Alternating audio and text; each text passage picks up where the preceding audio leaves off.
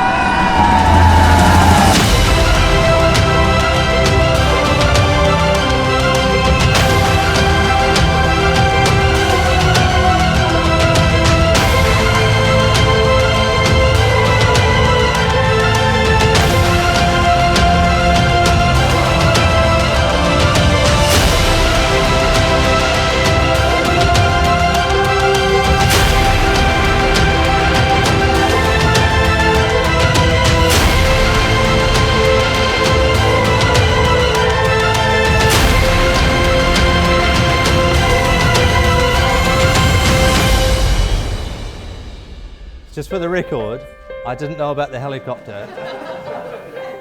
I've been in a helicopter, all right?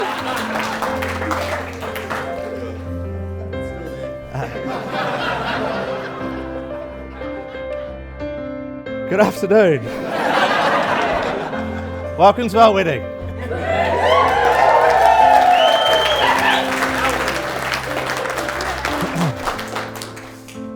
So what a day. Oh, what a day so far. 18 months in the making during some very uncertain times. I want to thank everyone here for obviously making a huge effort to get here. Special thank you to the RNT Train Union for trying to shut this wedding down. The overpaid bastards. I'd like to give a really special thanks to my Auntie Anne, flying in from Sydney, Lucy and Johnny, also coming in from Sydney, Rebecca's brother James, who when I wrote this speech, I should have amended this part, but only just left to make his mark in the Cayman Islands, and he's already back.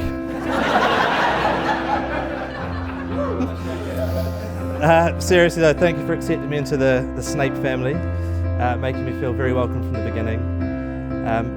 You were also very good at taking attention off me on Sundays for always being more hungover than me. And always over-ordering on the food. Thank you to my three brothers. Scattered around. Had to separate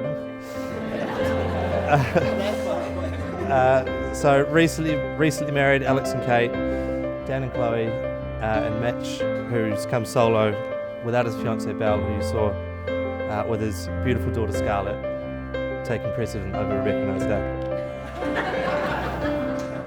On a serious note, we would have had to postpone the wedding had you and the brothers not been here. I'm very grateful to have my family here from halfway across the world. I know it's a huge effort, COVID, train strikes, all that sort of stuff.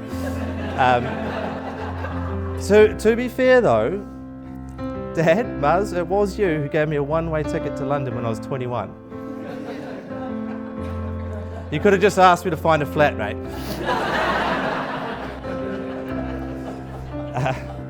But from the bottom of my heart, thank you for helping make today happen and being the best, most supportive and loving parents I could ask for.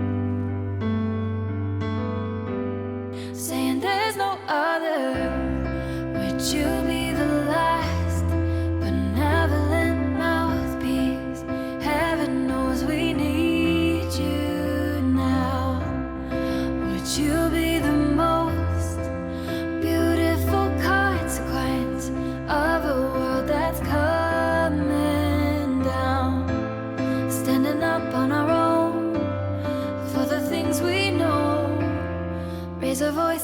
echo.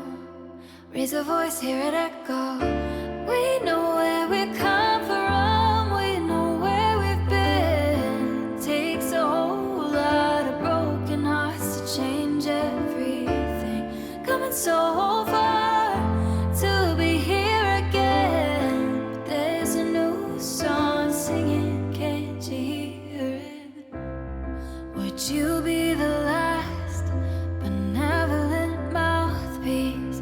Heaven knows we need you now. Would you be the most beautiful consequence of a world that's coming down? Would you be the last benevolent mouthpiece? Heaven knows we need you now. Would you be the most beautiful consequence of a world that's coming down? Standing up on our own for the things we know. Raise a voice, hear it echo. Raise a voice, hear it echo. Third finger of her left hand. Please hold the ring there and repeat after me. I give you this ring I give you this ring as a token of my love as a token of my love and as a reminder and as a reminder of the vows we have made today. of the vows we've made today. I'd like to push that ring gently on.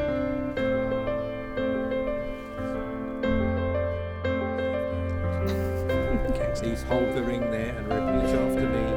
I give you this ring I give you this ring as a token of my love as a token of my love and as a reminder and as a reminder of the vows we have made today.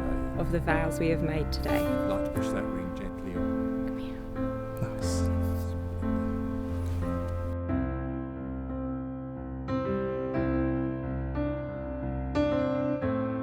When the sky goes dark and you hear the thunder and you're standing up instead of running for cover, when there's a new dawn coming over the water, seeing we're the ones, knowing there's no other. Would you be the last benevolent mouthpiece? Heaven knows we need you now. Becca's always had the benefits of good looks, but there's rather more.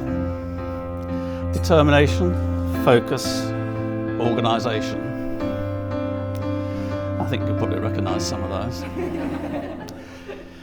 In 2001, with Rebecca just 10, we visited the tomb of Queen Hatshepsut, the daughter of Tutmosis I and one of the few female pharaohs in Egypt. Rebecca, who is in yellow, if you can see her, constantly led the way. I mean, basically, she was the youngest, she was only 10. We were crossing a very arid plain to get to the temple and tomb of Queen Hatshepsut. And she led the way because to Becca, there was a job to be done, and she was making sure it was done quickly and efficiently. The rest of us trailed behind. Rebecca has always loved horses. Wherever we went, it's Kangaroo Island, Port Douglas, North Island, we always tried to fit in some horse riding. In December 2020, Jeramie asked my permission to marry Rebecca. It was another month later when, armed with a rather hefty diamond and post 2 weeks quarantine in New Zealand, Jeramie proposed. But Rebecca's not the only one with determination and focus. Fortunately, the relationship strengthened by mutual compromise. Indeed, I was very impressed by Jeramie's acquiescence in the matter of cats. It is a pleasure to know him. A toast to Jeramie and Rebecca. May they hold hands forever.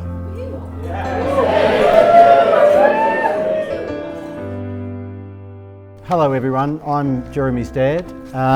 It is a privilege to be here, and the venue and proceedings so far, I have to say, are stunning. This is our second wedding this year, and I can't say too much about the competition, but boy, I tell you, it's going well.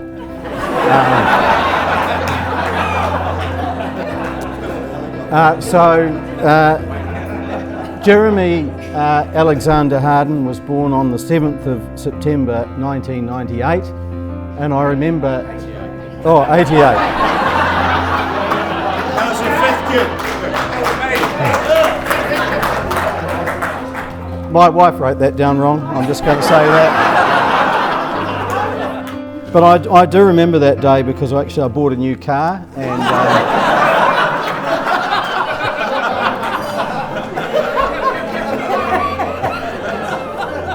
turned up to the hospital, and I was really excited about the new car, and Jill was excited about the new baby. But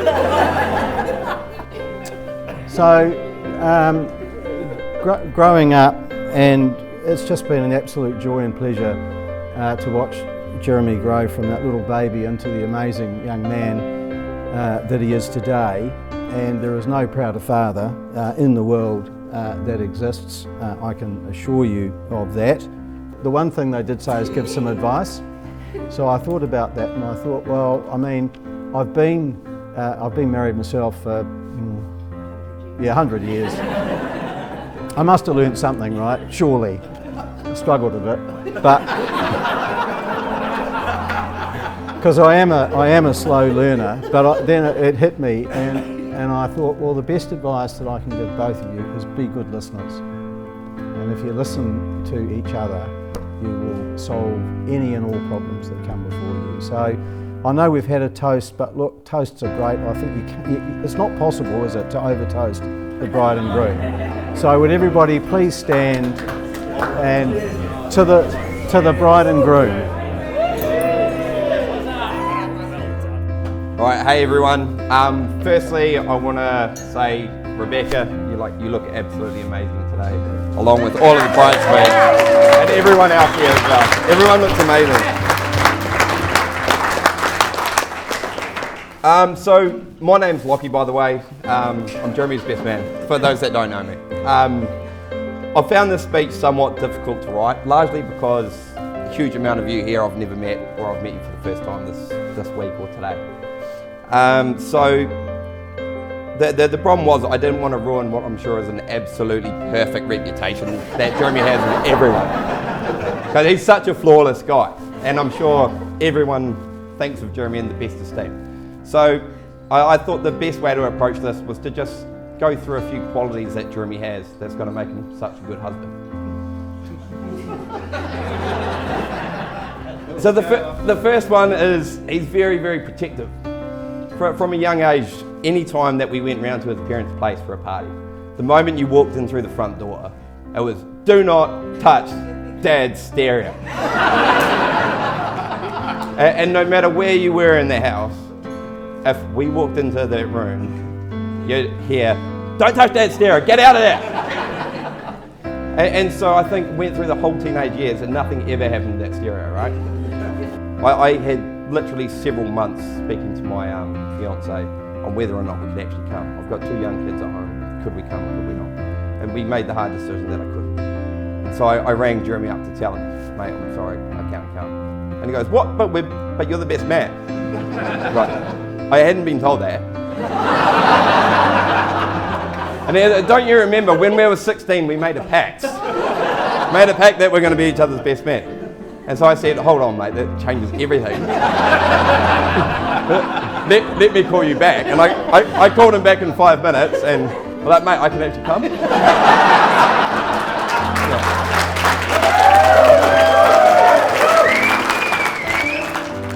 It's that intelligence and that drive for success that's gotten Jeramie to where he is now. And along that journey, he's met Rebecca, and Rebecca, you're amazing. Like you two are the absolutely perfect match. Jeramie, you're so lucky to have Rebecca, and even more lucky that she puts up with all of your bullshit. So, One last toast. If everyone could please raise a glass to Jeramie and Rebecca. I love you, mate. Congratulations. So now on to the absolute star of the show, my absolutely stunning and beautiful wife, Rebecca.